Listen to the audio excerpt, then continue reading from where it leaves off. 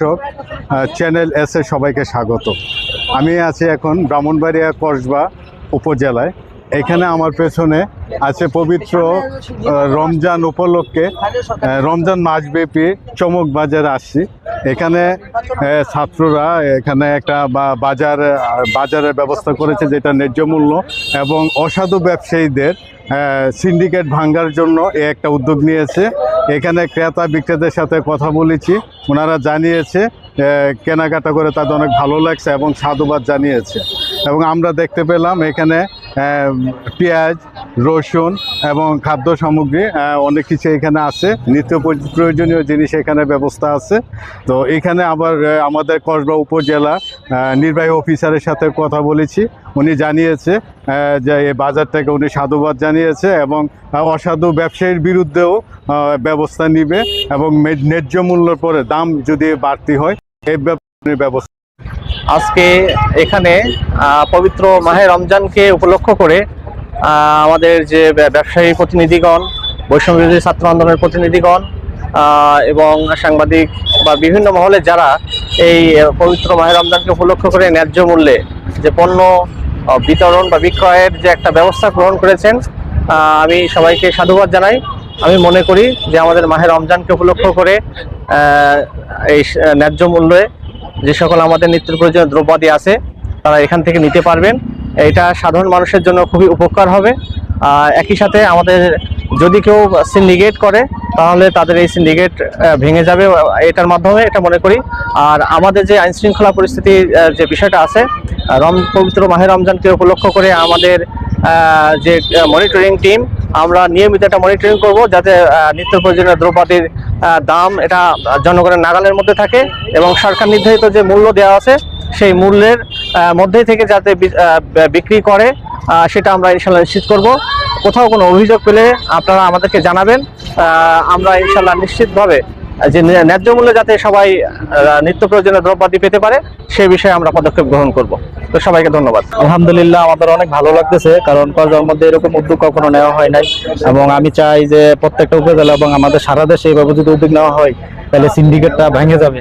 কারণ আমরা রমজান মাসে আমরা অনেক হয়রানি হই বাজারের মধ্যে বাজার করতে আসি, কারণ আমরা সঠিক পণ্যটা অনেক জায়গায় পাইও না, আবার সঠিক পণ্যটা যদি আমরা বিচারতে আনতে যাই তখন দেখা গেছে আমরা দামটা অনেক বাইরে যায়। তো সেই সুবাদে আমরা যে কাজটা আজকে করছে কসবাবাসী, আমি খুবই আনন্দিত আজকে বাজার করে যে আমাদের এই বাজারের মধ্যে খুব অল্প রেটে সবকিছু কম রেটে আমি পাচ্ছি। এই জন্য আমি কৃতজ্ঞ কসবাবাসীর কাছে এবং আজকে যারা এই কাজটা করতেছে তাদের কাছে আমি কৃতজ্ঞ প্রকাশ করতেছি যে এরকম প্রত্যেকটা উপজেলা অথবা জেলার মধ্যে যাতে এই কাজগুলো হয়, আমি সেই দৃষ্টি আকর্ষণ মিডিয়া সকলকে আমি করবো ইনশাআল্লাহ। সবাই ভালো থাকবেন। আসসালামু আলাইকুম। কসবা থেকে এখন আমার বাজার থেকে এখন কেনাকাটা করলাম, খুবই ভালো লাগছে। ন্যায্য মূল্যে খুবই কম। পেঁয়াজ কিনলাম 3 কেজি 100, আদা 100 নাকি পেঁয়াজ 175। এটা কি আমরা চান যে এটা চলমান থাকুক? হ্যাঁ, আমি চাই এটা চলমান থাকলে আমাদের রমজান মাসটা ভালো হবে, এটি আর কি।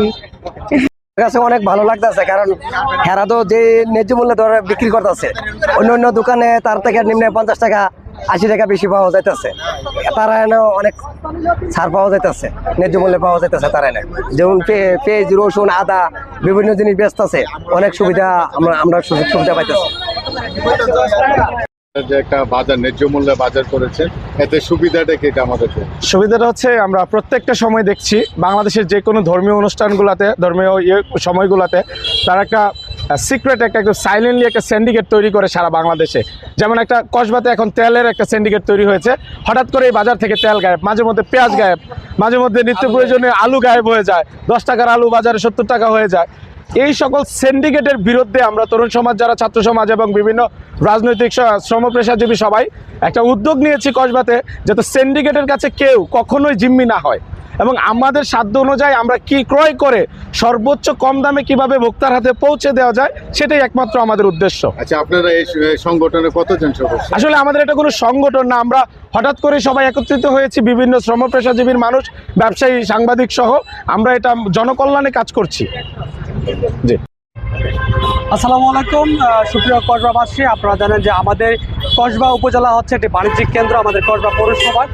আমরা কসবা উপজেলার তরুণ এবং যুব সমাজ আমরা উদ্যোগ নিয়েছি যে রমজান মাসে আমাদের কসবার এবং সারা বাংলাদেশের বিভিন্ন জনসাধারণ গরিবদুঃখী মানুষ বিভিন্নভাবে সিন্ডিকেটের প্রতারণায় পড়ে বাজারের খাতে।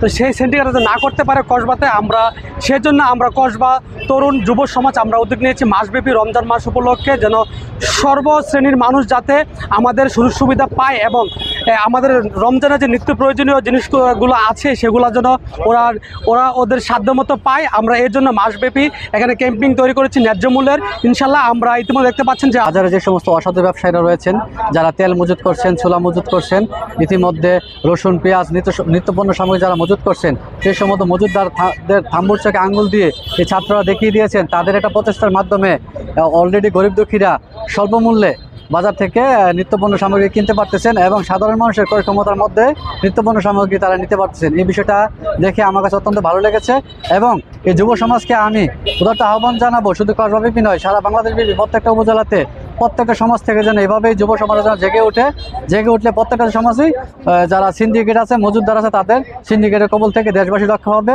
এবং সমাজের নিম্ন আয়ের মানুষ রক্ষা হবে। এটাই আমাদের প্রত্যাশা। ধন্যবাদ।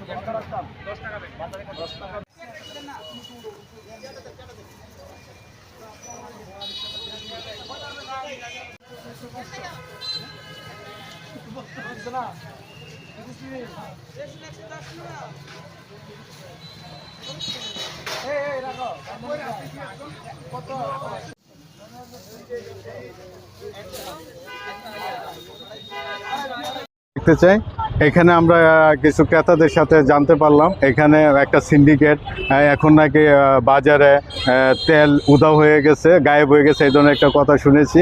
এই কথাটা ইউনু মহোদয়কে জানানো হয়েছে, উনি আমাদেরকে আশ্বস্ত করেছেন যে এটা মানে খুব দ্রুত সময়ে এই ব্যবস্থা নেবেন এবং ক্রেতারা যেন সব জিনিসপত্র ঠিকঠাকভাবে সময় মতো এবং ন্যায্য মূল্যে যেন পায় আর দাম যেন ঊর্ধ্বগতিতে না হয় সেই ব্যবস্থাটা উনি আমাদেরকে করে দিবেন এই বলে আশ্বস্ত করেছে। Shahparan, channel S.